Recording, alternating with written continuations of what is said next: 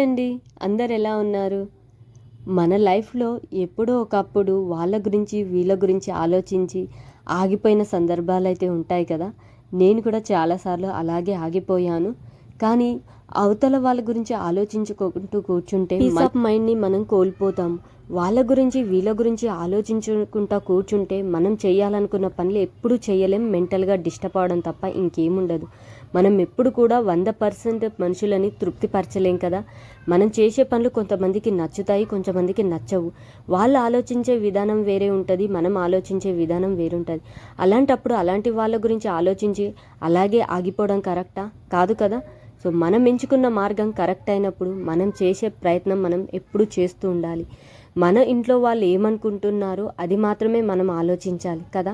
నేనైతే ఇలాగే ఆలోచించి ముందుకైతే వెళ్ళాలని ప్రయత్నం చేస్తున్నానండి. నా ఈ ప్రయత్నంకి మీ అందరి సపోర్ట్ అయితే నాకు కావాలి. అందుకే వీడియోని చూసి అలాగే లైక్ ఇచ్చి ఛానల్‌ని సబ్స్క్రైబ్ చేసుకొని మీ అభిప్రాయాన్ని నాకు కామెంట్ రూపంలో చేర్చండి.